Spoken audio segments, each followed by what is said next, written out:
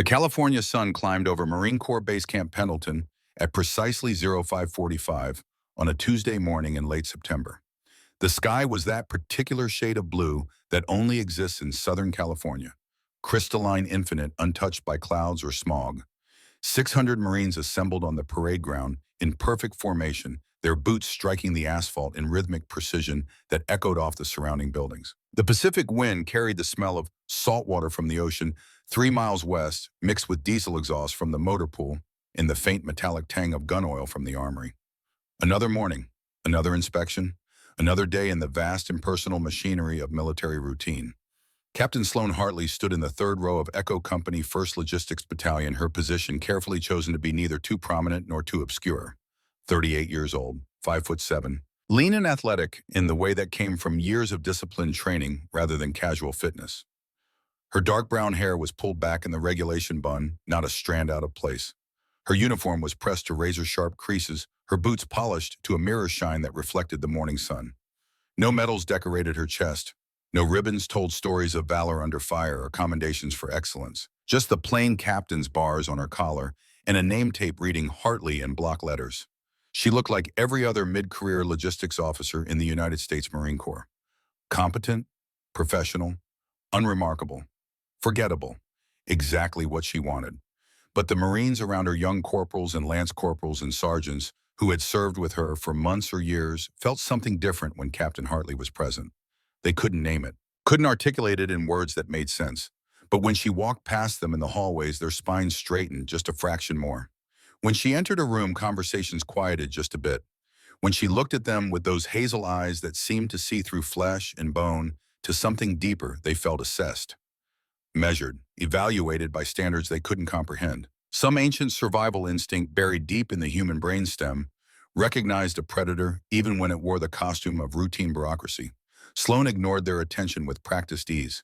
She had spent 3 years perfecting the art of invisibility while standing in plain sight, mastered the skill of blending into institutional beige, become the human equivalent of government-issue furniture, always present, rarely noticed, never questioned. The formation held rigid while the base executive officer, a lieutenant colonel whose name Sloan never bothered to remember, made his daily announcements.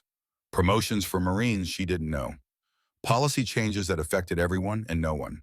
Deployment schedules for units shipping to Okinawa and Bahrain and other distant corners of the American empire. The white noise of military administration washing over hundreds of bodies standing at attention in the warming California morning. Sloan's mind drifted while her body remained perfectly still.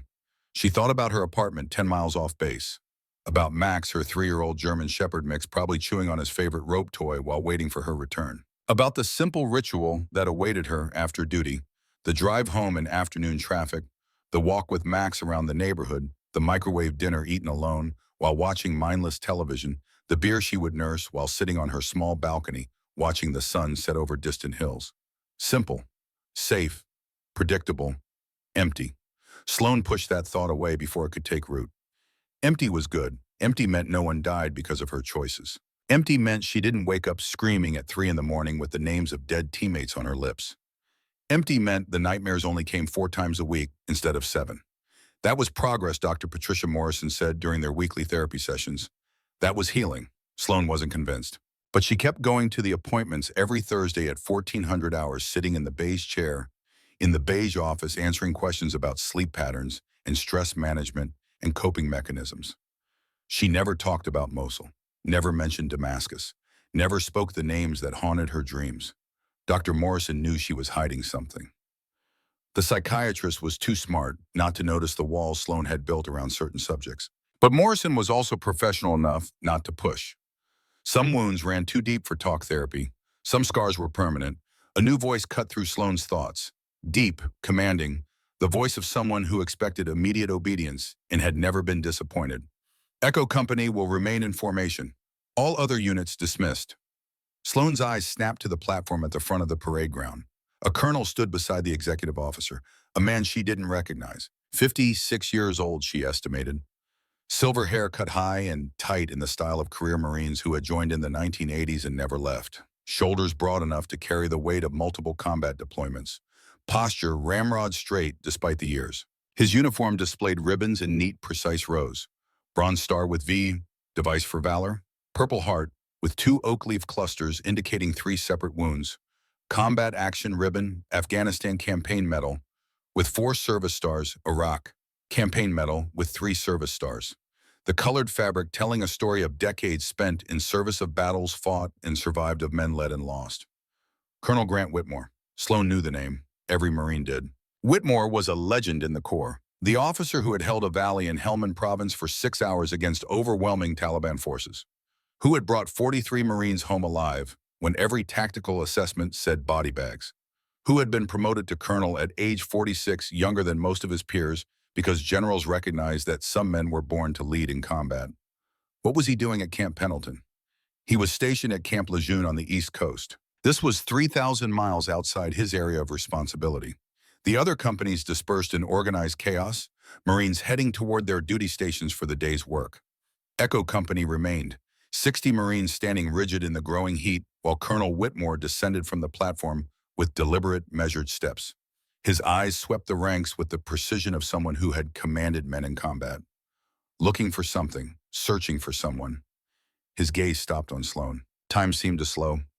Whitmore stared at her across 30 feet of parade ground, not the casual glance of an inspecting officer checking uniform standards. Something deeper. Recognition trying to surface from deep memory, like a drowning man clawing toward distant light. Sloan kept her face perfectly neutral, breathing steady through her nose. Heart rate controlled at 70 beats per minute through sheer force of will. Every muscle relaxed into the perfect stillness of parade rest. But inside, alarm bells screamed. He knows. No. Impossible. Her records were sealed under 6 layers of classification. Her past buried beneath protocols that required presidential authorization to access. No one at Camp Pendleton knew who she had been, what she had done, the places she had walked, and the things she had seen in those places. No one knew about Phantom 7. Whitmore walked down the line of Marines with slow, measured steps. His boots struck the asphalt with rhythmic precision. 20 feet away, 15, 10. He stopped directly in front of Sloan. Captain? His voice was flat, emotionless, the professional tone of a senior officer addressing a subordinate. What's your call sign? The question hit Sloan like a physical blow. She felt the ground tilt beneath her boots, felt the world narrow to this moment, this question, this choice. Call signs weren't standard for Marines. They belonged to aviators flying F-18LS off carrier decks, to special operations forces moving through denied territory, to people who worked in shadows where real names were dangerous and anonymity was survival. Logistics officers didn't have call signs unless they used to be someone else. The Marines around her shifted uncomfortably, confused. This wasn't normal inspection protocol. Colonels didn't ask captains about call signs during routine formations. Sloan had 2 choices in that frozen moment. She could lie, make something up, deflect with humor or confusion, insult Whitmore's intelligence and hope he let it go. Or she could tell the truth and destroy 3 years of carefully constructed anonymity. She met his eyes, really looked at him for the first time, and saw something there that made her decision. Not hostility, not suspicion, not the hard calculation of an officer who had caught someone in a lie. Gratitude.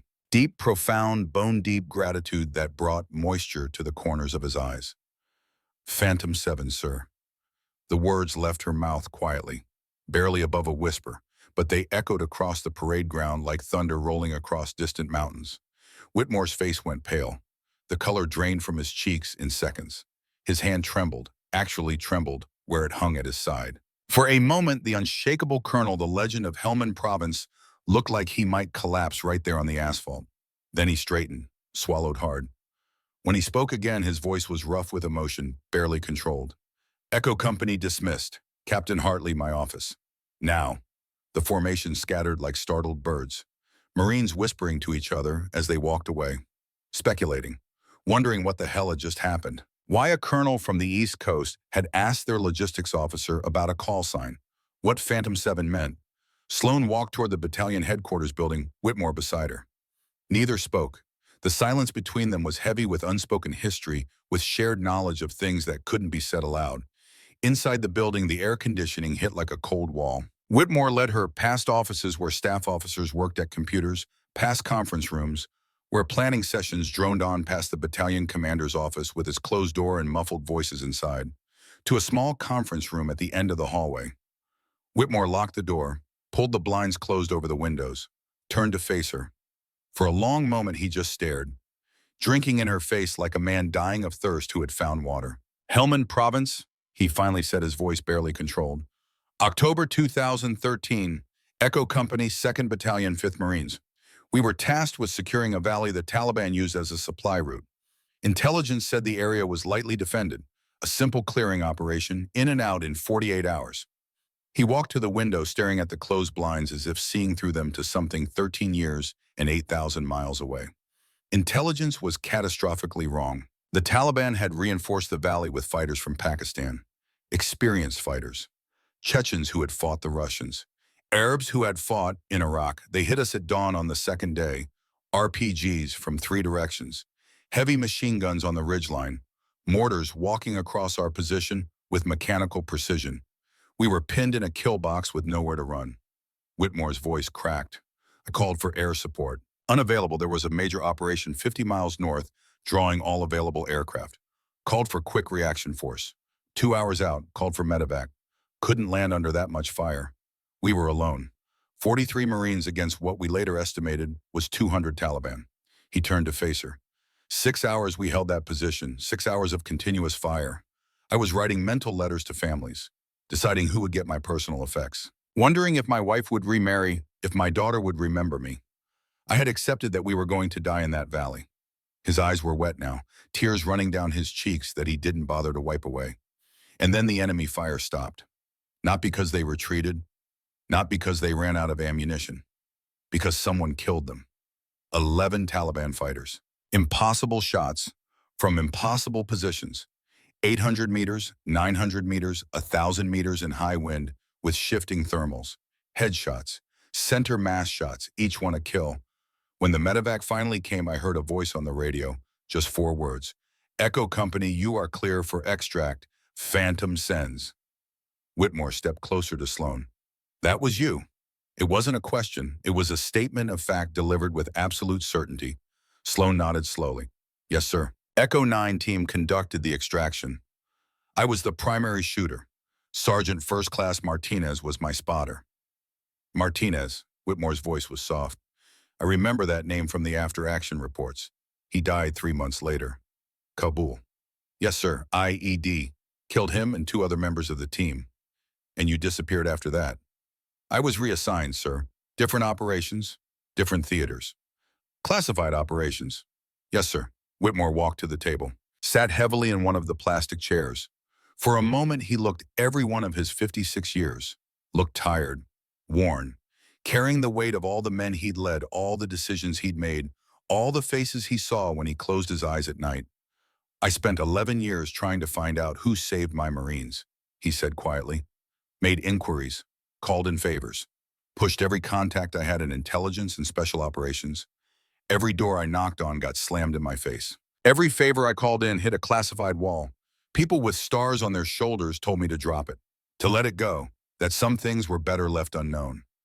He looked up at her, but I never forgot that voice, that call sign, Phantom, and I never stopped being grateful to whoever it was that pulled us out of hell. Sloan felt uncomfortable under his gaze, under the weight of his gratitude. It was my job, sir, the mission. It was more than a job, Captain. It was a miracle. 43 Marines went home to their families because of you. 43 men got to watch their children grow up, got to grow old. All because someone I never met whose name I didn't know risked everything to pull us out. Any Marine would have done the same, sir. No, Whitmore's voice was firm. Not any Marine, not at those distances, not in those conditions.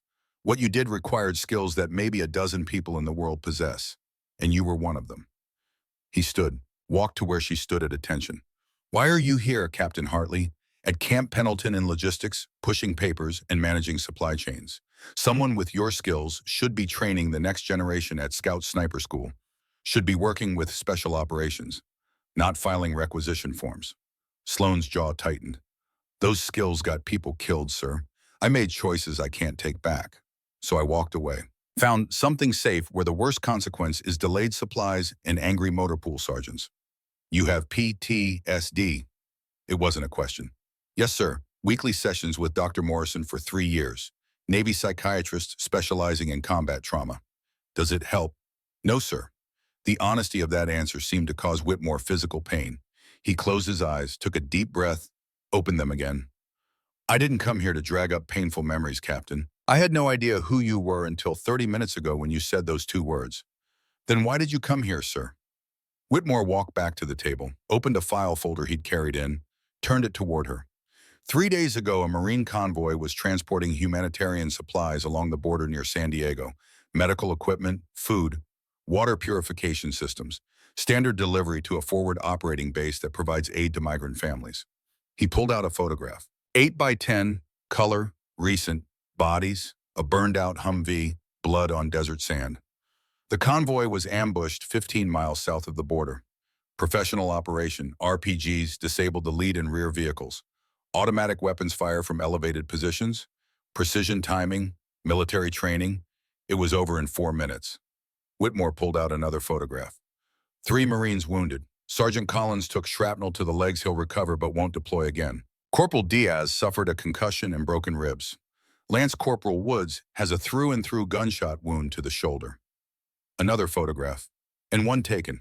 The photograph showed a young man in Marine Corps dress blues. 23, maybe 24 years old. Short dark hair, serious brown eyes, strong jaw, the slight smile of someone trying to look professional for a formal portrait. Lieutenant Declan Kane. Sloan stared at the photograph. Something about the face felt familiar.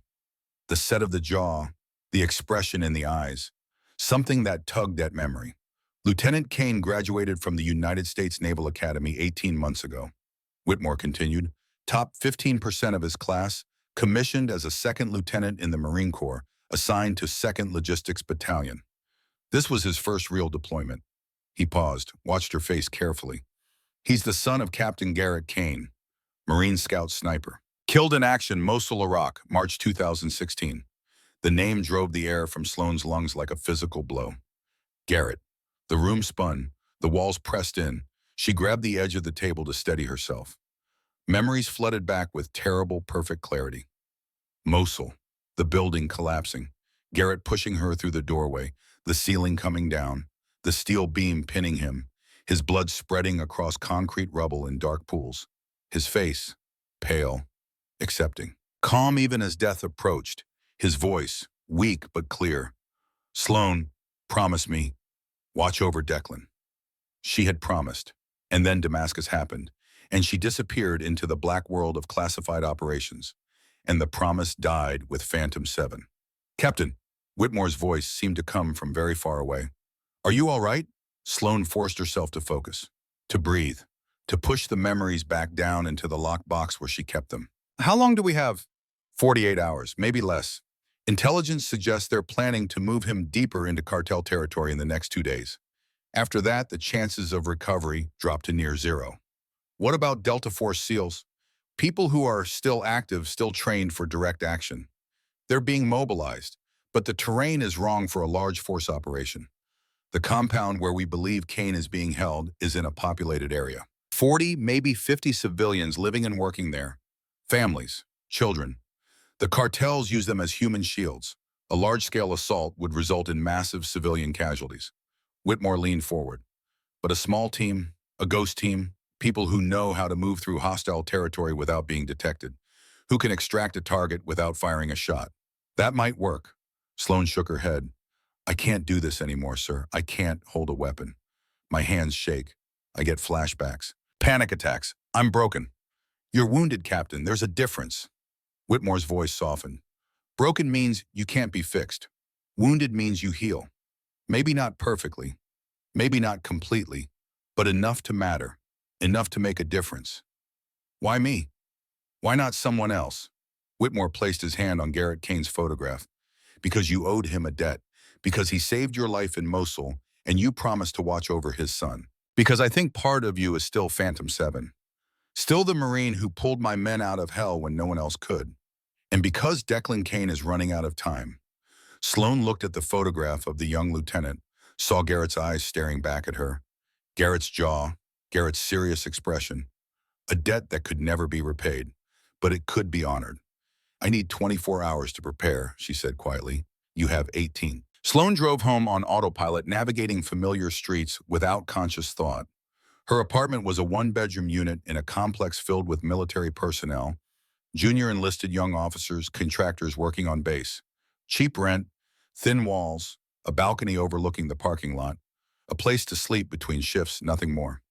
Max met her at the door, the 3-year-old German Shepherd mix she'd adopted from the shelter 2 years ago, 70 pounds of muscle and enthusiasm. His entire body wiggled with joy at her return. Simple happiness, uncomplicated love. She knelt down, let him lick her face, buried her fingers in his fur. "Hey, buddy, hey, good boy." Max whined, sensing something wrong the way dogs always did. Sloan fed him, changed into civilian clothes, jeans and a t-shirt, sat on her couch staring at the blank television screen. Her phone buzzed. A text from Lieutenant Sarah Chen, her second-in-command at the logistics office. "Ma'am, motor transport meeting got moved to 1500. Do you need the requisition files?" Sloan typed back with steady fingers. "Handle it. Emergency came up. We'll be out of office for a few days." 3 dots appeared. "Then roger that, ma'am. Everything okay?" "Fine, just personal business. You're in charge until I get back." "Yes, ma'am." Sloan set the phone down, stood, walked to her bedroom, opened the closet. Pushed past civilian clothes, the jeans and blouses and dresses she wore on the rare occasions she went out, until she found it. A black duffel bag, pushed to the very back corner. Untouched for 3 years. The zipper stuck from disuse. She forced it. The bag opened like a wound, exposing old scars. Inside, her old life.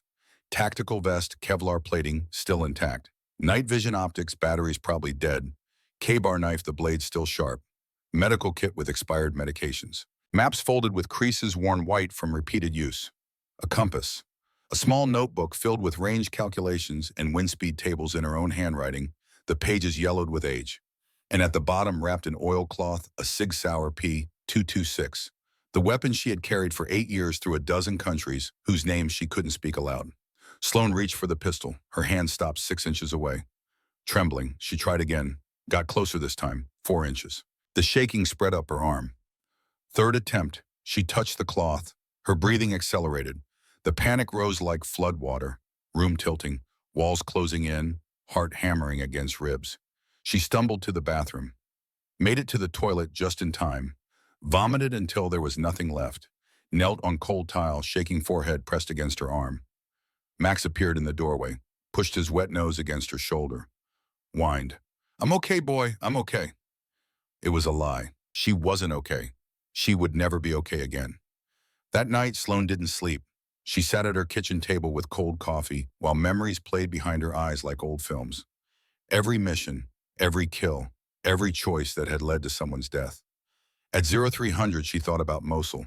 The memory was sharp, painful, perfect in every terrible detail. March 2016, Mosul, Iraq. The city was a maze of concrete and dust and death. ISIS held the eastern districts in a grip of terror. Iraqi forces were pushing in from 3 directions, supported by American advisors and special operations teams. The fighting was house to house, room to room, brutal and slow and grinding. Sloan and Garrett weren't part of the main assault. They were ghosts, phantom operators embedded with a joint special operations task force. Their mission was intelligence gathering, identify high-value targets, map enemy positions, provide overwatch for friendly forces. Invisible, professional, effective. They had been in the city for 11 days, living in safe houses that changed every 48 hours, moving only at night, sleeping in shifts, eating MREs that all tasted like cardboard, drinking bottled water that tasted like plastic, existing in the margins between the Iraqi advance and ISIS holdouts. Garrett had been in good spirits. He was always in good spirits. Nothing seemed to bother him. Not the heat, not the danger, not the endless waiting. He had a gift for finding humor in the darkness. "You know what I'm going to do when we get back," he'd said one night, cleaning his rifle in the dark while Sloan studied satellite imagery. "I'm going to eat the biggest cheeseburger I can find. Double meat, bacon, extra cheese, and fries. Real fries, not the freeze-dried bullshit in these MREs." "You say that after every deployment," Sloan had replied without looking up from her laptop. "Yeah, but this time I mean it. And I'm going to see Declan. Kid's probably grown 6 inches since I left. Sophia sends pictures, but it's not the same." Sophia, Garrett's ex-wife. They had divorced 5 years earlier, amicable as those things went. She had remarried a good man, Garrett said. A civil engineer from San Diego. Someone who could be there for Declan in ways a Marine sniper never could.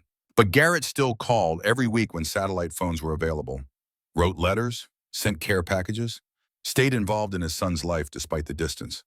He's going to Annapolis next year. Garrett had continued, his voice soft with pride. Can you believe it, my kid? Going to the Naval Academy? He could have gone anywhere, had scholarship offers from Stanford, MIT, Princeton. But he wants to serve. Like father, like son. Yeah, Garrett's voice had gone quieter. I just hope he's smarter about it than I was. Hope he finds something that doesn't eat him alive from the inside. Sloan had looked up from the laptop. You regretted the core of the missions? No, never. Garrett had reassembled his rifle with practiced ease, the movements automatic from thousands of repetitions. But I regret what it cost me. The time away, the missed birthdays and baseball games and parent-teacher conferences. Sophia used to say I was married to the job. She was right. You're a good father, Garrett. I try, but trying and succeeding are different things. They had lapsed into comfortable silence, the kind that came from working together for years, trusting each other with their lives. The mission had gone catastrophically wrong on day 12. Their intelligence target had moved to a new location, a 3-story building in the contested zone between Iraqi and ISIS forces. Heavy enemy presence. But the target was worth it, a logistics coordinator for ISIS, someone who knew supply routes and weapons caches and the locations of other high-value personnel. The plan was observation only. Set up overwatch position, document who came and went, collect intelligence, extract after 72 hours of surveillance. Simple, routine, low risk. They had infiltrated at 0200, moving through alleys choked with rubble, past buildings reduced to skeletal frames by artillery, silent as shadows. Garrett on point using hand signals, Sloan covering their rear rifle up scanning for threats. The overwatch position was the top floor of a half-destroyed apartment building. Good sight lines into the target building. Multiple egress routes. Solid cover from concrete walls. Perfect. They had been in position for 6 hours when the ISIS patrol found them. Not the target building, their building.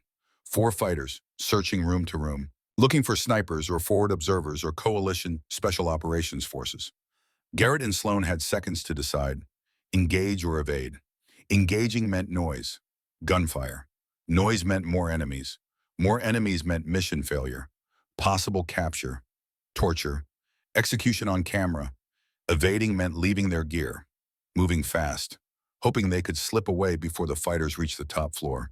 They chose evasion, almost made it. They were on the stairs, moving down as quietly as possible when the explosion hit. Not artillery, not an airstrike, an improvised explosive device planted in the stairwell, triggered by pressure plate or tripwire. It didn't matter which.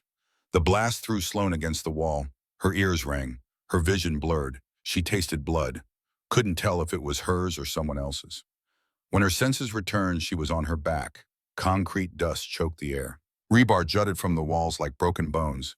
The ceiling sagged dangerously, ready to collapse at any moment. And Garrett was pulling her to her feet. Move, buildings coming down. They ran, stumbled down stairs that shifted under their weight. Garrett half carrying her when her legs wouldn't work properly. Made it to the 2nd floor. The ceiling collapsed. Sloan saw it falling. Tons of concrete and steel and death. Saw Garrett see it too. And then he shoved her. Hard. She went through a doorway into a side room. The ceiling came down where she had been standing. Where Garrett still was. The impact shook the building. Dust exploded in choking clouds. The floor tilted at a crazy angle. Garrett, Sloan tried to go back. The doorway was blocked. Concrete and rebar and the twisted remains of furniture. A gap maybe a foot wide. Through it she could see Garrett. He was pinned, a steel I-beam across his legs. Blood spreading from a dozen wounds. His face was pale, shocked, but his eyes were calm. Sloan. His voice was weak, strained. You okay? I'm fine, hold on. I'll get you out. She tried to move the beam, put her hands under it and lifted with everything she had. It didn't budge. Tried again. Her hands slipped on blood. The beam might as well have been welded to the floor. Sloan, stop. No, hold on, I can do this. Sloan, look at me. She looked. Garrett's eyes were calm, accepting. The eyes of a man who understood how this story ended. Building's not stable. You need to go. I'm not leaving you. Yes, you are. That's an order. He coughed. Blood flecked his lips. Listen to me, Declan, my boy. Promise me you'll watch over him. Make sure he's okay. Make sure he doesn't make my mistakes. You're going to watch over him yourself when we get back. Sloan, please. His hand found hers through the gap in the rubble. His grip was still strong. Promise me. Voices outside, Arabic. The ISIS fighters were coming, drawn by the explosion. Promise me. Tears were running down Sloane's face now, cutting tracks through the dust. I promise. Tell him I loved him. Tell him I was proud. Tell him to be better than me, to choose a life that doesn't take him away from the people he loves.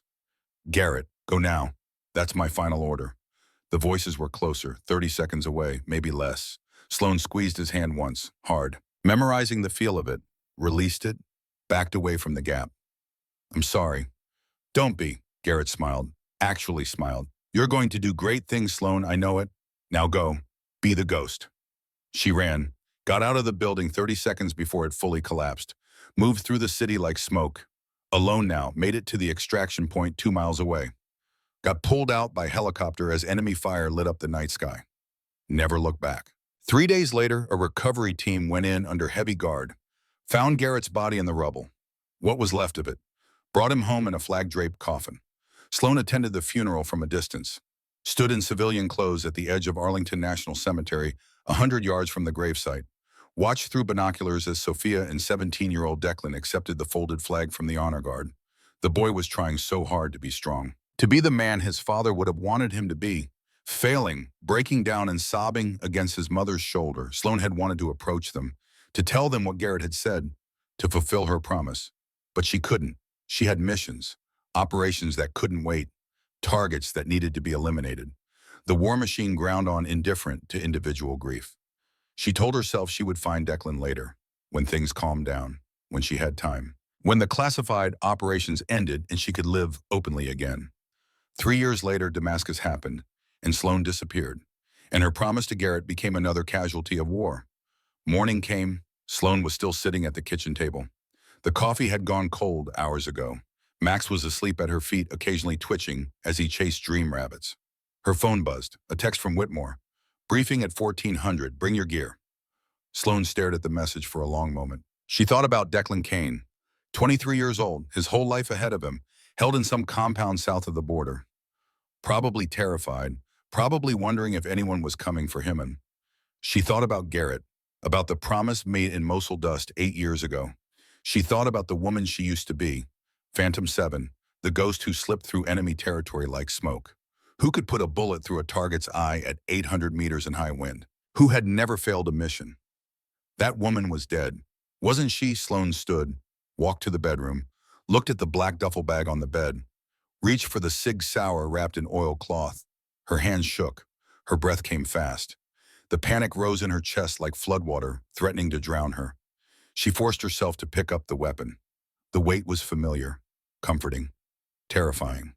Checked the chamber, cleared it, dropped the magazine, reinserted it, racked the slide. Muscle memory taking over from years of training. Her hands still shook, but she held on. One mission, she told herself. One mission for Garrett, for Declan, for the promise made in blood and dust. Then she would put the gun down forever. She would finally be able to rest. The armory at Marine Corps Base Camp Pendleton was built like a fortress. Concrete walls 2 feet thick, steel doors with biometric locks and numeric keypads, security cameras covering every angle, motion sensors in every corridor, armed guards at every entrance. This was where the Marine Corps stored its most sensitive weapons and equipment: precision rifles, night vision systems, encrypted communications gear, specialized equipment that couldn't fall into enemy hands. Sloan stood outside the main entrance at 13:30 hours, her black duffel bag slung over her shoulder. The afternoon sun beat down on the asphalt. Heat shimmered in waves. She could feel sweat forming under her uniform. A master sergeant she didn't recognize sat at the security desk inside the entrance. Late 40s, thick build gone slightly soft from years behind a desk instead of in the field. He looked up from his computer as she approached, checked her ID card against his roster, waved her through without comment. The interior was cool and dim. Rows of weapon racks stretched into shadows. The smell of gun oil and cosmoline was thick enough to taste. Sloan walked deeper into the armory, her boots echoing on the concrete floor. Captain Hartley, she turned, A man stood in the main corridor between weapon racks. 42 years old, 6 feet tall, built like someone who had spent 20 years turning his body into a weapon. Shoulders broad from thousands of pull-ups, arms thick from carrying heavy loads across difficult terrain. Face weathered and scarred, a thin white line across his left cheek, a puckered circle on his neck that could only be a bullet wound. The face of someone who had seen combat and survived through a combination of skill and luck. Master Sergeant Rowan Nash. Sloan felt recognition hit like a physical impact. She hadn't seen Nash in 6 years, not since she had trained him at the Marine Scout Sniper School before her assignment to Black Operations. He'd been a corporal then, young, eager, raw talent that needed refinement.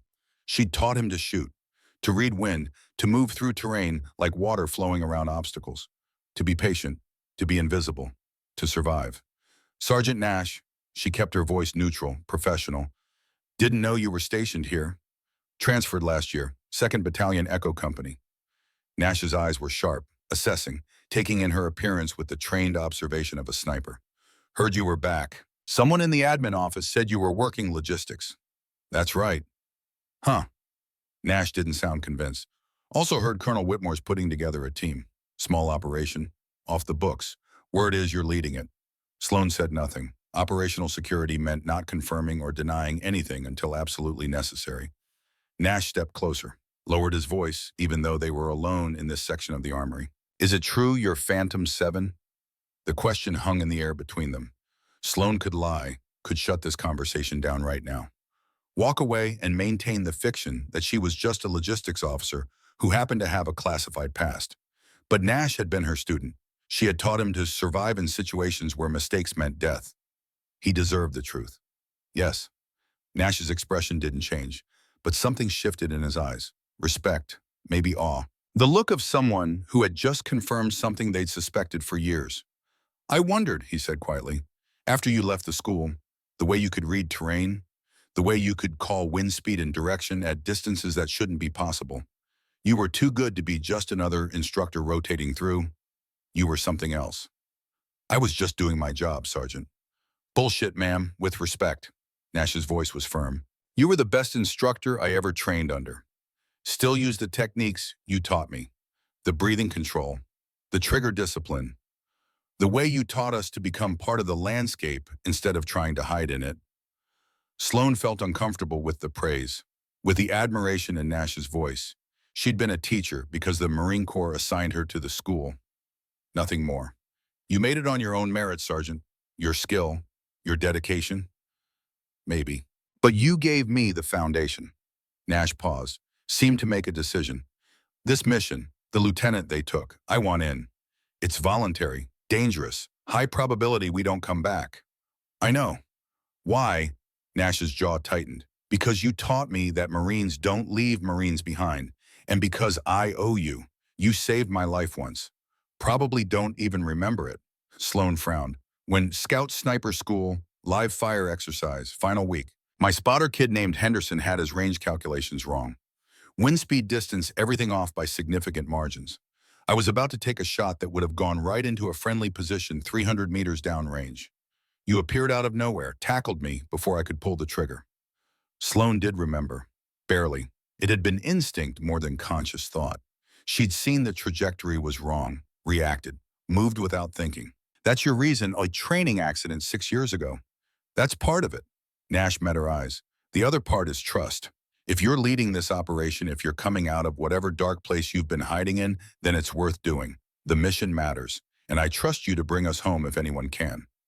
Sloan wanted to tell him his trust was misplaced, that she was broken, unreliable, that her hands shook when she tried to hold a weapon, that she woke up screaming 3 nights a week from nightmares about missions gone wrong and teammates who died because she wasn't good enough or fast enough or smart enough. Instead, she nodded. Briefing at 1400 hours. Battalion Headquarters, Conference Room 3. Don't be late. Yes, ma'am.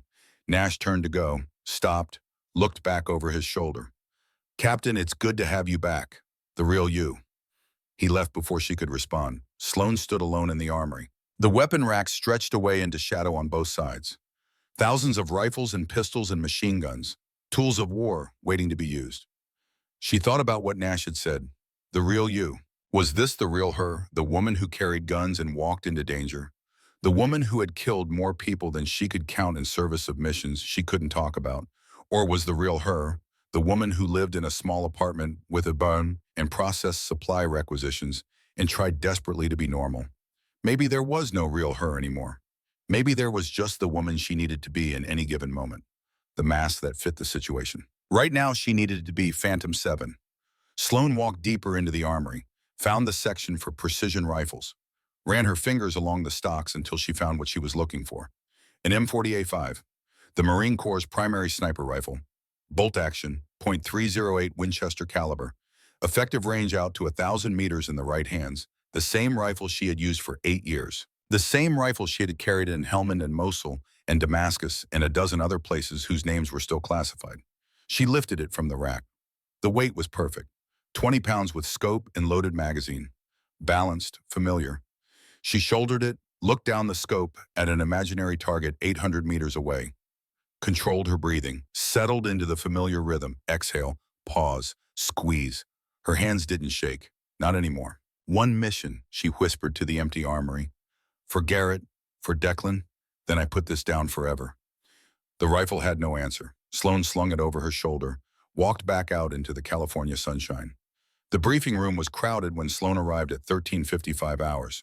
Colonel Whitmore stood at the front next to a large map of the border region between California and Mexico.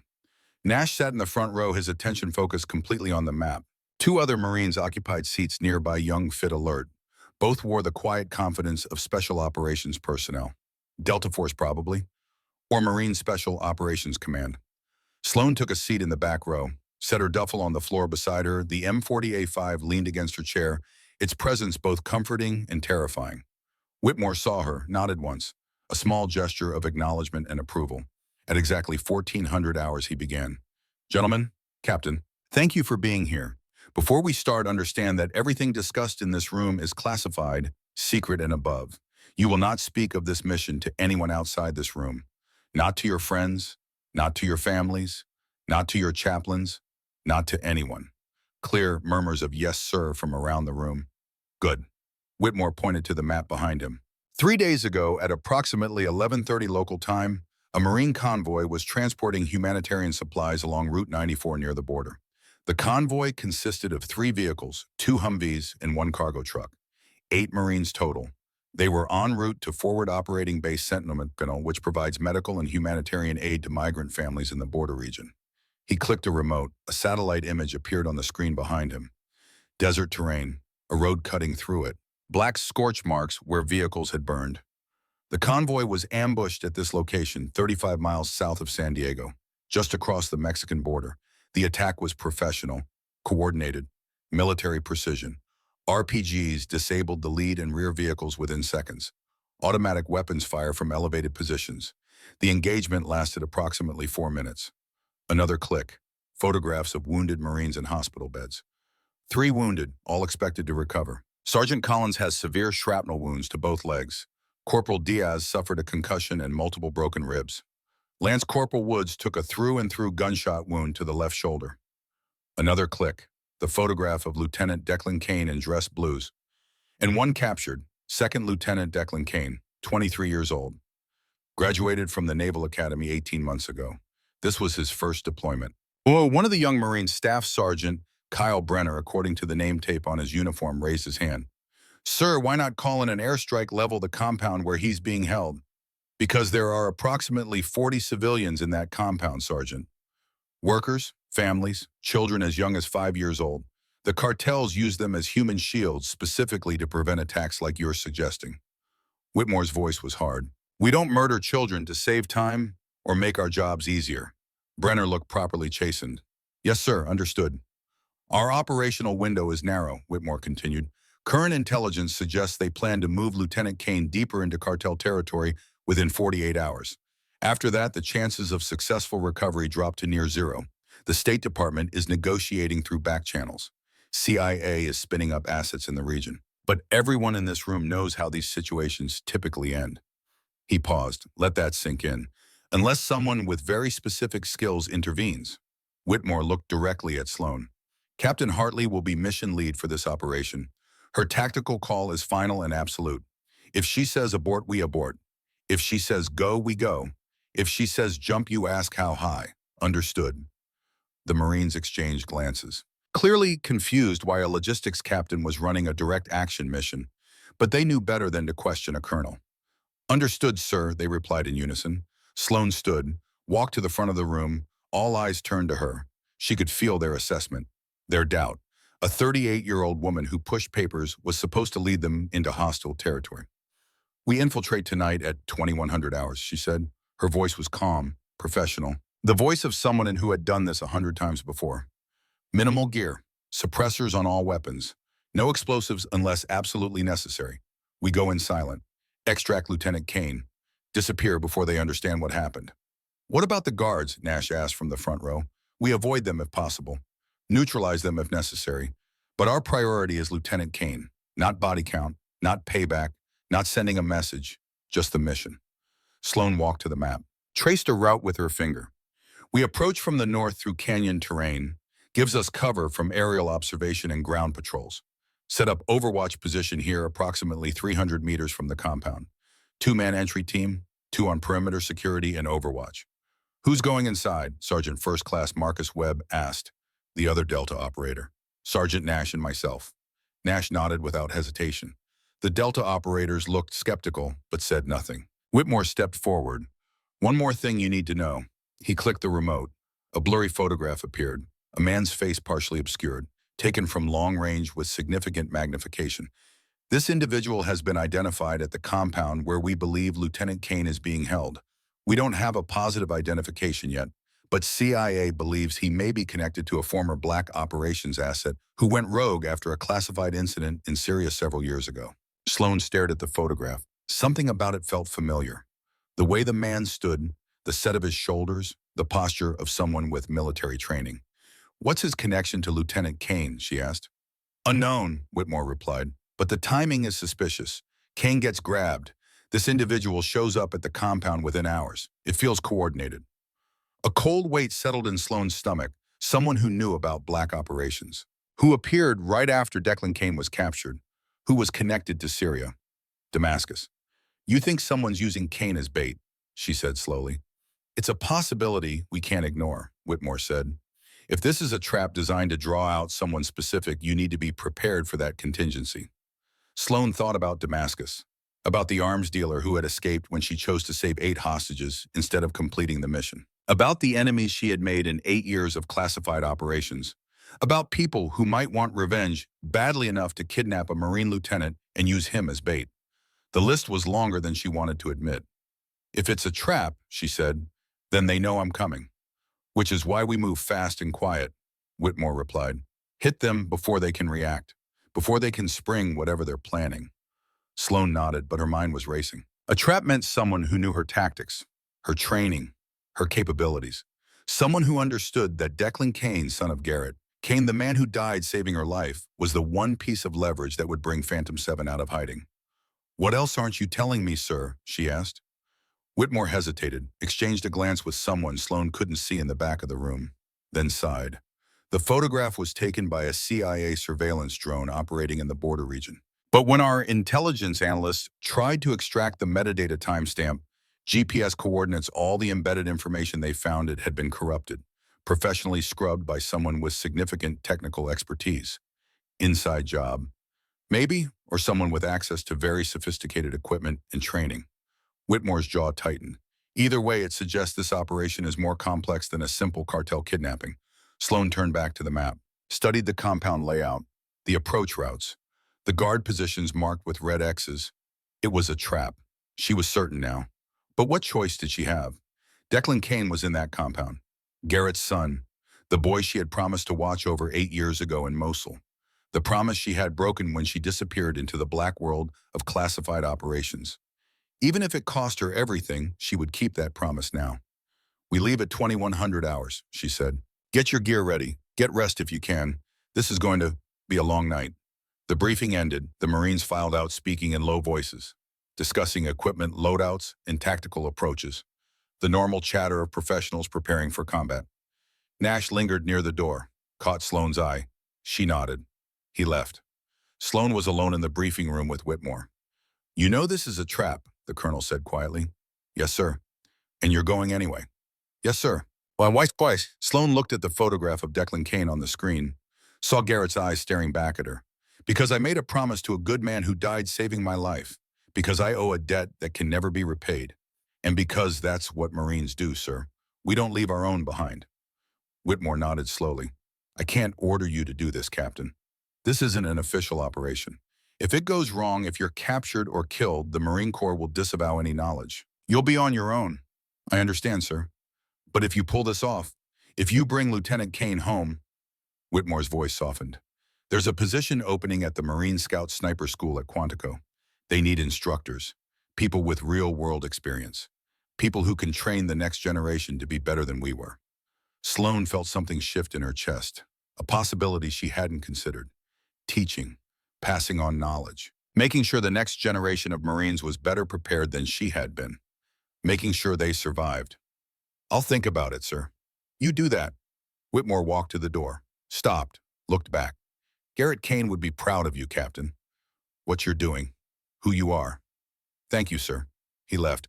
Sloan stood alone in the briefing room, staring at the map of the border region, at the compound where Declan was being held, at the terrain they would cross to reach him. She thought about Garrett, about promises made and broken, about debts that could never be repaid.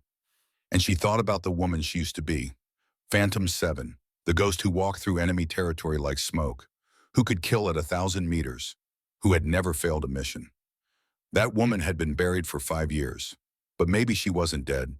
Maybe she was just sleeping, waiting for a reason to wake up. The sun set over Southern California in shades of orange and purple and red. Sloan stood in the staging area behind the armory, checking her gear for the 4th time in an hour. Black tactical fatigues, Kevlar vest with ceramic plates front and back, night vision optics mounted on her helmet, the M40A5 broken down and secured in a drag bag, her Sig Sauer P226 in a thigh holster, 3 spare magazines for the pistol, 2 for the rifle, combat knife secured to her vest, medical kit with tourniquets and quick clot gauze and morphine, radio with encrypted frequency, GPS unit, signal jammer, everything she needed to disappear into the dark and bring back one Marine, or die trying. Nash worked through his own loadout 10 feet away, methodical, professional, checking every piece of equipment twice. He'd done this enough times that it was muscle memory, the ritual of preparation that every warrior went through before combat. The 2 Delta operators were Staff Sergeant Kyle Brenner and Sergeant First Class Marcus Webb, both in their early 30s, both with multiple combat deployments to Afghanistan and Iraq, both chosen because they could move quiet and shoot straight and follow orders without asking unnecessary questions. They would handle perimeter security and overwatch while Sloan and Nash infiltrated the compound. Colonel Whitmore appeared from the shadows at 20:45 hours, 15 minutes before departure. He looked older in the harsh security lights, tired, carrying the weight of command like a physical burden pressing down on his shoulders. "Final intelligence update," he said without preamble. "Satellite imagery from 30 minutes ago shows no change in guard patterns. 23 hostiles confirmed. Lieutenant Kane is still in the basement-level northeast corner of the compound. They haven't moved him yet." "Extraction route," Sloan asked, not looking up from her equipment check. "Helicopter standing by 15 miles north of the border. Call sign on Angel 6. Marine UH-1Y, Venom with door guns and a full crew. They'll come in fast once you signal. 30 seconds from call to pickup. And if we can't make the primary pickup zone," Whitmore's jaw tightened, "secondary extraction point 20 miles west. But you'll be on foot through cartel territory. Hostile forces between you and safety. Low probability of success." Sloan nodded. She had expected as much. This was the kind of mission that could go wrong in a dozen different ways. Having multiple extraction plans didn't guarantee success, but it gave them options when everything inevitably turned to chaos, and everything always turned to chaos. "One more thing," Whitmore said. He pulled a small device from his pocket, looked like a thumb drive. "Signal jammer, short range, maybe 100 meters radius. It'll kill their communications for approximately 10 minutes. Use it when you breach the compound." Sloan took the device, clipping it to her vest. "What about our communications?" "Different frequency, military-grade encryption. You'll be fine." Whitmore paused, seemed to struggle with something. "Captain, if this goes bad, if you don't make it back—" "We'll make it back, sir. But if you don't, I need you to know something. Whitmore's voice was rough with emotion. What you did in Helmand, saving my Marines, I never got to say thank you, never got to tell you what it meant. You're saying it now, sir. Yes, but I should have said it 11 years ago. He held out his hand. Thank you, Captain Hartley. For then and for now, for being the kind of Marine the rest of us aspire to be. Sloan shook his hand. Just doing my duty, sir. No, you're doing something more. You're keeping a promise to a fallen brother. That's what makes you exceptional. Whitmore released her hand, stepped back. When he spoke again, his voice was formal, official. You are authorized to use any means necessary to complete this mission and return with Lieutenant Kane. Rules of engagement are weapons-free in self-defense. Minimize civilian casualties. Bring our Marine home. Yes, sir. Whitmore looked at each of them, Sloan, Nash, Brenner, Webb. 4 Marines about to cross into hostile territory on a mission that officially didn't exist. Good luck. And Godspeed. He turned and walked away into the darkness. Sloan looked at her team. Load up, we roll in 5. The drive south took 90 minutes through light traffic on Interstate 5. They used a civilian SUV registered to a DBAM OD contractor. No markings, no government plates. Just 4 people in dark clothes heading toward the border at night. Not unusual in Southern California, where thousands of vehicles made that journey every day. They parked at a rest area 10 miles from the border, transferred their gear to a battered pickup truck that looked like it belonged to a ranch hand or construction worker. Dusty, dented, forgettable. Brenner drove. Webb rode shotgun, his rifle hidden under a blanket. Sloan and Nash lay flat in the truck bed under a tarp surrounded by their gear. Beneath the tarp, Sloan's world narrowed to the sound of tires on asphalt and the smell of gun oil and the weight of the rifle pressing against her chest. She controlled her breathing, focused on the mission, pushed away the fear and doubt and the voice in her head that said she wasn't ready for this, that she was broken, that she would fail and Declan would die because she wasn't good enough anymore. Nash's voice came through her radio earpiece, barely a whisper. You good, Captain? Yeah. Liar. Despite everything, Sloan almost smiled. Nash knew her too well, had trained under her long enough to recognize when she was struggling. You scared? She asked. Terrified. Good. Fear keeps you sharp. That's what you told me first day at sniper school, Nash said quietly. Said anyone who isn't scared before combat is either stupid or insane. That fear is your body's way of preparing for the fight. Still true, Gren. The truck slowed. Turned onto a dirt road. The ride became rougher as they left pavement behind. Sloan felt every rut and rock through the truck bed. They drove for another 20 minutes into the desert, then stopped. Brenner's voice on the radio. We're here. Canyon approach. 2 miles to target on foot. Sloan threw off the tarp, sat up. The night air was cool and dry. The desert stretched away in all directions, dark and empty, under a moonless sky. Perfect conditions for ghosts. She climbed out of the truck bed. Nash followed. They pulled their gear from the cargo area, rifles, packs, night vision, everything they needed, and disappear into the darkness and bring back 1 Marine. Brenner and Webb were already scanning the terrain with night vision goggles, looking for threats, finding none. Just empty desert and stars. Let's move, Sloan said quietly. They walked into the desert in single file, Sloan on point using her night vision to navigate. Nash 5 meters behind her, Brenner and Webb covering their rear, moving in tactical silence, communicating only through hand signals. The canyon opened before them like a wound in the earth, 100 feet deep, carved by ancient rivers that had dried up millennia ago. Narrow in places, wide enough for vehicles and others. Perfect terrain for an approach. The high walls blocked sight lines and provided cover. The sandy bottom muffled footsteps. Sloan moved like water flowing around obstacles, never making a sound. Her night vision turned the world into shades of green, the canyon walls sharp and clear, every rock and bush standing out in artificial clarity. Behind her, Nash matched her pace exactly. His breathing was controlled, steady. He had learned well. They covered 2 miles in 40 minutes. Not fast, but speed wasn't the objective. Silence was. Invisibility was. The compound appeared on Sloan's thermal scope as a cluster of heat signatures. Buildings, vehicles, and people. Lots of people. She raised a fist. The team stopped, instantly freezing in place like statues. Hand signals. Overwatch, here. Nash moved up beside her. Together they low-crawled to the ridge overlooking the compound, staying below the skyline to avoid silhouetting themselves against the stars. Below them, maybe 300 meters away, the cartel facility sprawled across a flat section of desert. Concrete walls 10 feet high, topped with razor wire. Guard towers at each corner manned by armed sentries. Floodlights illuminating the perimeter. Heavy steel gates at the entrance. Inside the walls, 4 buildings. A large warehouse. Living quarters. A garage with several vehicles visible.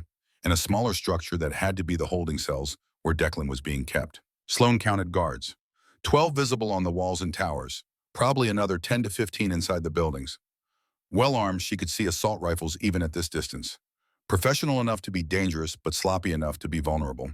She studied the basement building where intelligence said Declan was being held. 2 guards at the entrance. Lights visible through small windows near ground level.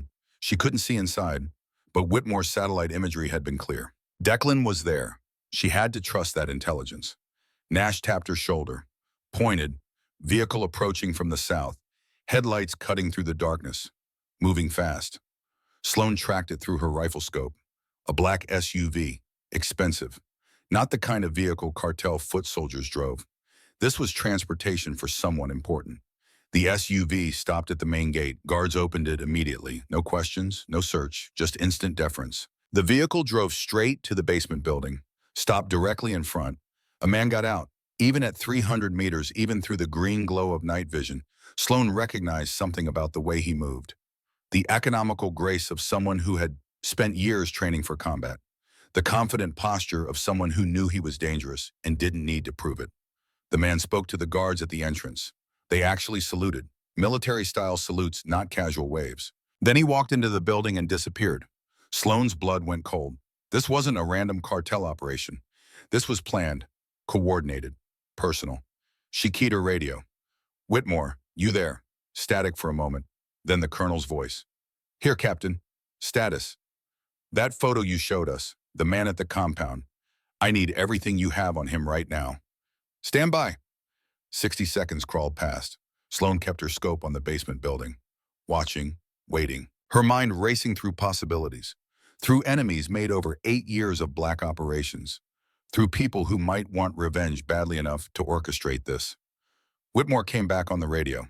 CIA just confirmed positive identification through facial recognition. Vance Maddox, former Marine Corps, Special Operations. Went dark in 2019 after a classified incident in Syria. Damascus. Damascus. The mission that had broken her. The choice that still woke her at 3 in the morning. "What else?" Sloan demanded, her voice tight. "He's been linked to arms dealing operations in Central America. Freelance military contractor working for various cartel organizations. High-level security work." Whitmore paused. "Captain, if Maddox is at that compound, this whole thing is a setup." "I know. Abort mission, pull your team out. We'll find another way." Sloan looked at the basement building where Declan Kane was being held. Garrett's son. The promise she had made 8 years ago. "Negative, sir. We're too close. If we abort now, they'll move him. We'll never get another chance." "Captain, that's a direct order. Pull out." Sloan reached down to her radio, switched it off. Nash stared at her. "Did you just—" "Colonel has his mission," Sloan said quietly. "We have ours." "This is insane." "Probably. We could all die." "Very possible." But then Sloan's radio crackled to life, even though she'd turned it off. Whitmore's voice, urgent and clear. "Captain, do not acknowledge this transmission. Someone is listening to our frequency. You have a leak. Repeat, you have a leak in your team. One of your Marines is compromised." Sloan went rigid, looked at Nash, then turned to look at Brenner and Webb 50 meters behind them, setting up their overwatch position. One of them was feeding information to Maddox. Sloan's mind raced through the implications in microseconds. A mole in her team. Someone feeding intelligence to Maddox. Someone who had compromised the entire operation before it even began. She switched to hand signals only, no more radio communication. If someone was listening, she wouldn't give them anything else to work with. She signaled Nash, compromised. Radio silence. Trust no one. Nash's eyes widened in understanding. He switched off his radio immediately. Sloan looked back at Brenner and Webb. They were 50 meters behind, setting up their overwatch position with thermal scopes and long-range rifles. From this distance, she couldn't tell which one was dirty. Maybe both. Maybe neither, and the leak was somewhere else entirely. But she couldn't take the risk. She made a decision that went against every instinct she had as a Marine. She signaled Nash, "We go alone. Overwatch stays here." Nash hesitated for only a second, then nodded. He understood what she wasn't saying. If one of the Delta operators was compromised, bringing them closer to the target would be suicide. Better to leave them in position where they couldn't interfere. Sloan signaled Brenner and Webb hold position. Maintain overwatch. Radio silence until further notice. Both operators gave thumbs up, settled into their positions with rifles aimed at the compound. Sloan and Nash began their approach alone.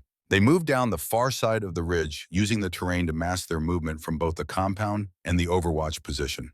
Circling north through a dry wash that offered concealment, taking 30 minutes to cover 300 meters. Professional, patient, silent. The north wall of the compound rose before them like a concrete cliff, 10 feet high, topped with razor wire and motion sensors that swept back and forth with mechanical precision. Nash pulled out the electromagnetic pulse generator, a small device about the size of a cell phone. He placed it against the wall and pressed the activation button. The motion sensors within a 10-foot radius died instantly. The security grid went dark, a gap in their defenses. Nash boosted Sloan up. She threw a thick ballistic blanket over the razor wire, creating a path across the top. Pulled herself up and over in one smooth motion. Dropped silently on the other side, her boots hitting sand without a sound. Inside, Nash followed seconds later, landing beside her in a crouch. They were in the compound, behind enemy lines. No support, no backup. If this went wrong, no one was coming to save them. Sloan activated the signal jammer Whitmore had given her, clipped it to the base of the wall where its electromagnetic pulse would radiate through the compound. 10 minutes of disrupted communications. That's all they had. They moved toward the basement building, hugging the shadows between floodlight pools. 2 guards stood at the entrance, young men in their 20s carrying AK-47s, alert but bored. The posture of people who had been standing watch for hours without incident. Sloan signaled Nash left guard. On my mark. Nash circled wide, using a storage shed for cover. Getting into position behind the left guard, Sloan moved right, her knife already in her hand, 7 inches of blackened steel. No reflection, no sound. She counted down with her fingers. 3, 2, 1. They moved simultaneously. Sloan's left hand clamped over her target's mouth. Her right hand drove the knife into the base of his skull, severing the brainstem. Instant death. The guard went limp without making a sound. Nash took his target the same way. Professional, efficient, brutal. 2 down, 21 guards remaining. They dragged the bodies into shadow. Sloan tried the door. Locked. Heavy deadbolt. Nash pulled out his lockpick set, started working on the mechanism. This lock was more sophisticated than a standard commercial model. Military grade. Designed to resist picking. 30 seconds. 45. 60. Come on, Sloan breathed. 90 seconds. 2 minutes. Click. The lock disengaged. They slipped inside. The interior was dark except for emergency lighting that cast everything in red shadows. A corridor stretched ahead, leading to stairs that descended into darkness. Voices ahead. Spanish. 2 men talking casually about a soccer match. Sloan held up 2 fingers. Nash nodded. They cleared the corner, together, moving in perfect synchronization from years of training. 2 guards sat at a table playing cards, their rifles leaning against the wall 3 feet away. Too far to reach in time. Sloan's Sig Sauer coughed twice. Suppress rounds. Both guards dropped without understanding they were dead. 4 down. A corridor stretched ahead, lined with cell doors, heavy steel with small reinforced windows. Sloan checked each one methodically. Empty. Empty. Empty. The 4th cell held a figure. Young. Male. Marine Corps utility uniform torn and dirty, hands zip-tied behind his back, face bruised and swollen from beatings. But alive. Declan Kane. Sloan felt her chest tighten with emotion she couldn't afford right now. He looked so much like Garrett. Same jawline, same serious eyes, same expression of determined burden, even in the face of terror. She tried the cell door. Locked. Different mechanism than the entrance. Nash was already working on it, his picks moving with practiced precision. This lock was even more sophisticated. Electronic components combined with mechanical tumblers. 60 seconds. 90. 120. Inside the cell, Declan had noticed them. His eyes were wide with hope and confusion. Who were these people? Why were they here? 150 seconds. Click. The door swung open. Sloan moved inside quickly, cut Declan's zip ties with her knife. Lieutenant Kane, Captain Sloan Hartley, I'm here to take you home. How did you? Declan's voice was hoarse, damaged from screaming or dehydration. Later, can you walk? Yes, ma'am. They roughed me up pretty good, but nothing's broken. Stay behind me. Do exactly what I say when I say it. Understand? Yes, ma'am. They moved back toward the stairs. Nash on point, his rifle up. Sloan covering Declan in the middle, moving smooth and quiet. They made it to the base of the stairs, and every light in the basement came on. Bright, harsh, sudden, blinding after the darkness. Sloane's night vision flared white. She ripped the goggles off, blinking away the spots in her vision. When she could see again, her blood turned to ice. 15 armed men surrounded them. Positions at the top of the stairs and doorways covering every angle with assault rifles. Professional placement, military tactics.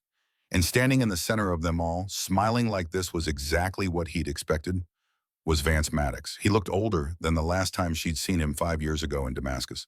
Harder. His face was scarred from burns, probably from the building that had exploded during their escape from Syria. But his eyes were the same, cold, calculating. The eyes of a predator who had found his prey exactly where he wanted it. "Hello, Sloan," he said. His voice was smooth, almost friendly, like they were old friends meeting for coffee instead of enemies meeting at gunpoint. It's been far too long. Sloane's rifle was up, aimed at his chest, but she was surrounded. 15 rifles aimed at her and Nash and Declan. She'd be dead before she could pull the trigger. "Vance, Phantom 7, the ghost, the legend." Maddox walked closer, stopping 10 feet away, just out of reach. "I wondered if you'd actually come. Part of me thought you'd stay hidden in your little logistics office. Stay safe, let the kid die. You know me better than that." "Do I?" The Sloan I knew in Damascus would have completed the mission, would have killed the target and extracted without hesitation. But that Sloan died 5 years ago, didn't she? Killed by guilt and conscience and all those other weaknesses that turn warriors into cowards. "What do you want, Vance?" "What I've always wanted, justice, accountability, for you to face the consequences of your choices." He gestured at the guards. "Lower your weapons, all of you, nice and slow, or the lieutenant dies first." Sloan looked at Declan. The young man was pale but steady. He gave her a small nod. "Trust." She lowered her rifle slowly. Nash did the same, his face grim. Maddox smiled wider. "Good. Now we can talk like civilized professionals." "This isn't about talking. You used Declan as bait to draw me out." "Of course I did. You disappeared, Sloan. Vanished like smoke after Damascus. I spent 5 years looking for you, searching every database, calling in every favor, tracking every lead. And nothing. You were a ghost in truth, impossible to find." He began to pace his movements, controlled and deliberate. "Then I discovered something interesting. A connection I'd missed before. Captain Garrett Kane, your teammate in Phantom program. He died in Mosul, saving your life. Very heroic, very noble." Maddox's voice took on a mocking tone. "And Captain Kane had a son, Declan, who joined the Marines despite having the grades and test scores to go anywhere. Who wanted to serve just like his father. All I had to do was find the son, arrange a little kidnapping, and wait, because I knew the ghost would come. You couldn't resist. Not with that guilt you carry." Sloan felt rage building in her chest. "You want me. Here I am. Let Declan go." "Oh, I will, eventually. But first we need to settle our accounts from Damascus." Maddox stopped pacing, his eyes hard. "Do you remember what happened that day, Sloan? Do you remember the choice you made? Every day. Tell me." "We had a mission. Kill the arms dealer. Prevent a major weapons shipment from reaching terrorist organizations in 3 countries. And," Maddox prompted, "and I found 8 hostages in the basement. Women and children. He was going to kill them when he moved locations. So I saved them instead of completing the mission." "You disobeyed direct orders," Maddox said coldly. "I told you to leave them. The mission came first. Always. But you couldn't do it. You had to be the hero. I chose to be human. And 47 people died because of your humanity." Maddox's voice rose with anger. "The arms dealer escaped, sold weapons to 3 different groups. Those weapons were used in attacks across the Middle East. 47 innocent people blown apart because you saved 8. Sloane's hands clenched into fists. "I made a choice. Save people I could see and touch, or complete a mission based on intelligence that might be wrong. The intelligence was correct, and now 47 families will never see their loved ones again. Their blood is on your hands." "And the Phantom program," Sloan shot back. "What happened to that?" Maddox's face darkened. "Shut down. Disbanded. CIA buried it so deep it might as well have never existed. Because your failure in Damascus was too public, too embarrassing, too many questions that couldn't be answered. So they killed the program, killed my career, killed everything I'd built." So you became an arms dealer yourself, exactly what we were supposed to stop. I became what the world needed, someone who understands that hard choices keep people safe, someone who doesn't flinch. Maddox pulled out a radio, keyed it. Kill the Overwatch team. No. Gunfire erupted outside. Distant, multiple weapons, the sharp crack of rifle fire mixing with the deeper boom of something larger. Brenner and Webb, Sloane's blood ran cold. Those were her Marines under her command. She'd left them out there thinking they might be compromised, and now they were dying. The gunfire stopped.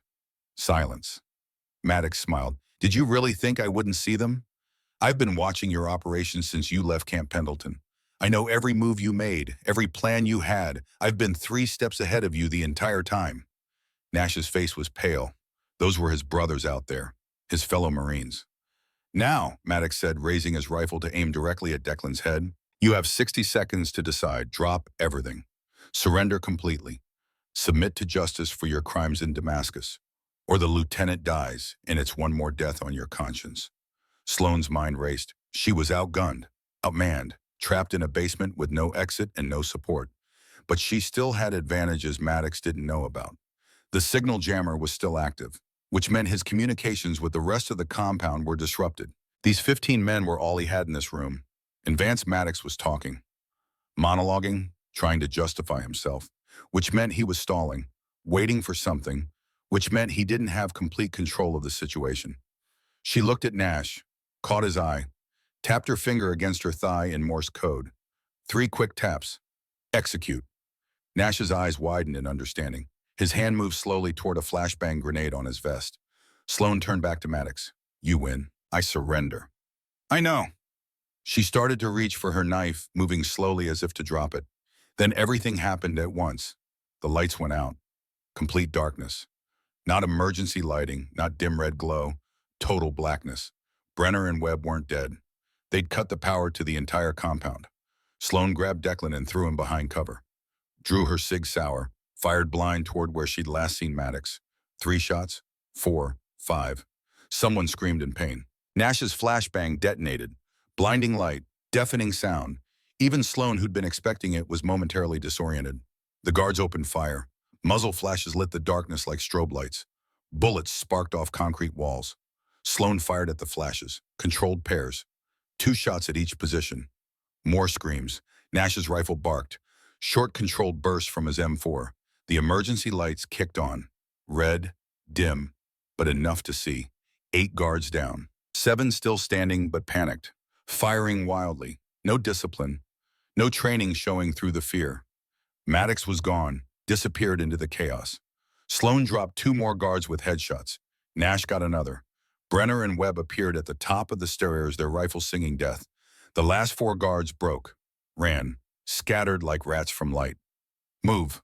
Sloane hauled Declan to his feet. Go, go, go. They ran up the stairs, out of the basement, into the compound. Chaos everywhere, alarms blaring, more guards pouring out of the barracks. 20, 30, too many to fight. Webb threw a smoke grenade. Gray fog billowed, creating concealment. They ran through the smoke.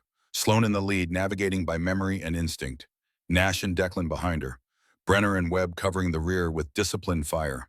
The north wall, their entry point. Sloane boosted Declan over first, then Nash. Brenner went next. Webb was last. He pulled himself up halfway over the wall. A burst of gunfire caught him. 3 rounds stitched across his lower back. Brenner grabbed his partner's arm, pulled him over. They both landed hard on the far side. Sloane dropped beside Webb. Blood was spreading fast. Gut shots. Maybe kidney. Bad. Can you move? Yeah. Webb's voice was tight with pain but steady. I can move. Let's go. Brenner got under Webb's arm, half carrying him. They ran into the desert. Gunfire chased them. Rounds kicking up sand. Too close. Too many. Sloane triggered her radio.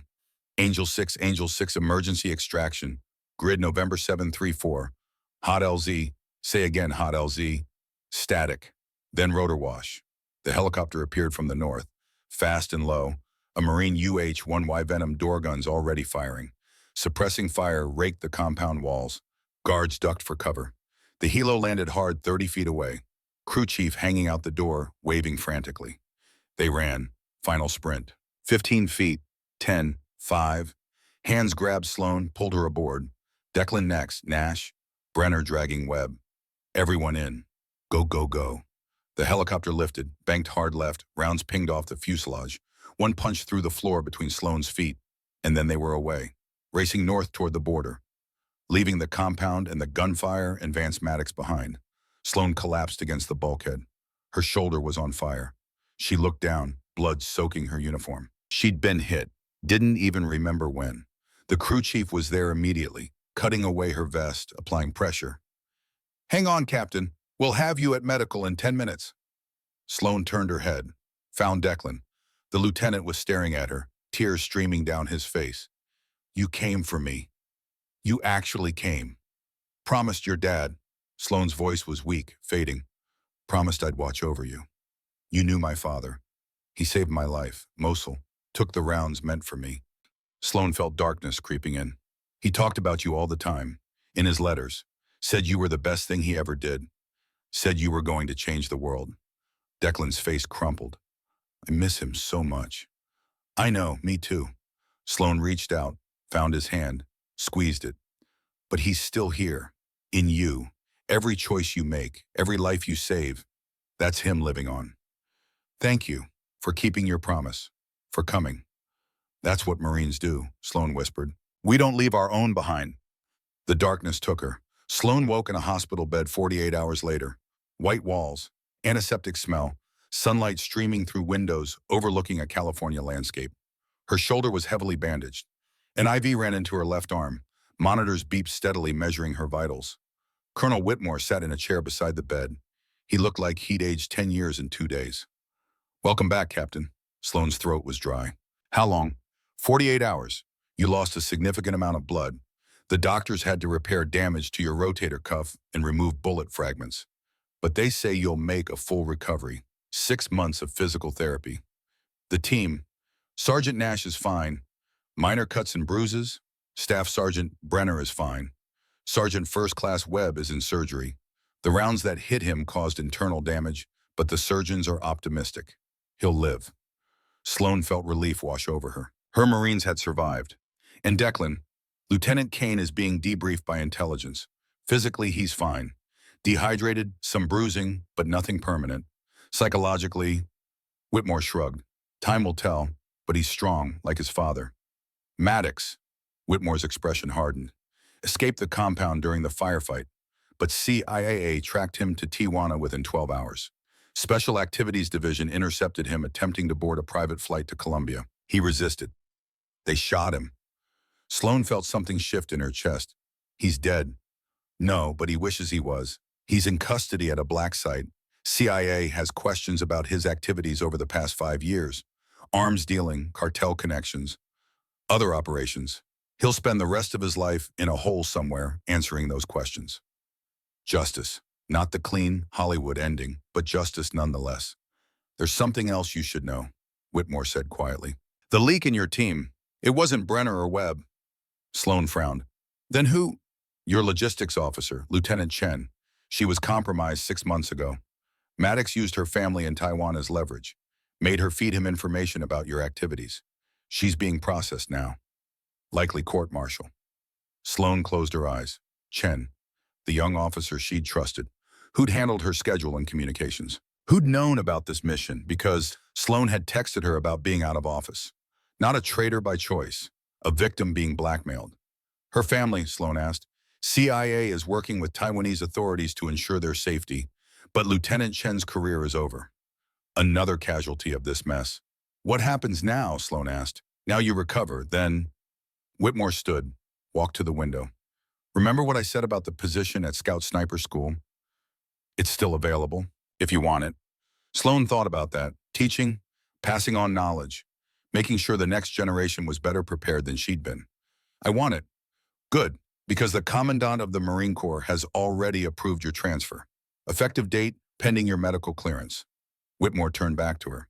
You'll be heading to Quantico in 3 months, training the next generation of Marine snipers. What about Damascus? My failure there. Captain, you made a choice.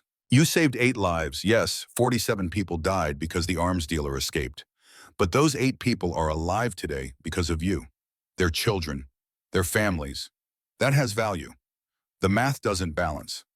War never balances, Captain. We do the best we can with impossible choices. You chose humanity. That's not a weakness. That's what makes you a Marine worth following. Whitmore walked to the door, stopped. Garrett Kane would be proud of you, what you did, who you are. Never forget that. He left. Sloane lay in the hospital bed watching sunlight move across the floor as the hours passed, thinking about Garrett, about Declan, about the promise she'd finally kept, about the woman she'd been and the woman she was becoming. Phantom 7 was dead, but Captain Sloane Hartley was very much alive, and her work was just beginning. 6 months later, Sloane stood on the firing range at Marine Corps Base Quantico, Virginia. 24 students were lined up behind shooting positions, all Marine Scout sniper candidates, all eager, nervous, ready to prove themselves. Listen up, Sloane's voice carried across the range with command authority. Precision shooting isn't about talent or natural ability. It's about discipline, about reading wind and compensating for temperature and barometric pressure, about knowing your weapon like you know your own heartbeat. She picked up an M40A5, the same rifle she'd carried for 8 years through a dozen countries, the same rifle that had saved her life and taken countless others. This weapon can put a round through a target's eye at 800 meters, in the right hands, with the right training and thousands of hours of practice. But it's not magic. It's mathematics and muscle memory and dedication. Sloane chambered a round, took a shooting position. The students watched intently. Breathing control, trigger discipline, follow through. Every element has to be perfect. She exhaled slowly, settled into the familiar rhythm, squeezed the trigger. The rifle barked. 800 meters downrange, the target's center ring exploded. Perfect shot. The students looked impressed, intimidated, exactly what she wanted. A young corporal raised her hand. "Ma'am, is it true you were Phantom 7? Sloane lowered the rifle, looked at the woman, early 20s, Hispanic, bright, intelligent eyes, reminded Sloane of herself at that age. That was another lifetime, Corporal. A different mission, different rules. But the skills are the same, right? What you learned then is what you're teaching us now. Sloane considered the question carefully. Yes and no, the techniques are the same. The fundamentals don't change. But the purpose is different. I was trained to operate alone, to complete missions regardless of pawn, to be invisible. She gestured at the students. You're being trained to be professionals, to work as a team, to bring your Marines home alive. That's more important than any individual legend or reputation. Master Sergeant Rowan Nash appeared from the rear of the range. He'd been assigned to Quantico as her assistant instructor, teaching alongside the person who'd taught him. Captain Range Master needs your signature on the new curriculum, the Hartley Method Protocols. Named after me, Sloane said dryly. How embarrassing.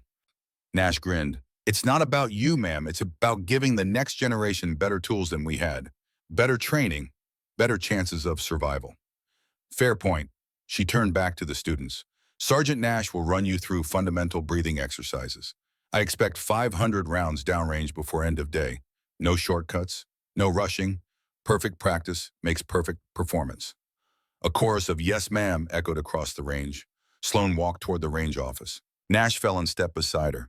You ever think about going back, he asked quietly, to operations every single day? But you don't. No, because this matters more. Every student who graduates from this school, every Marine who learns to shoot straight and think clearly and bring their people home. That's the mission that counts now. Garrett Kane would approve. Sloane smiled. Yeah, I think he would. They walked in comfortable silence. The sound of rifle fire echoed across the range.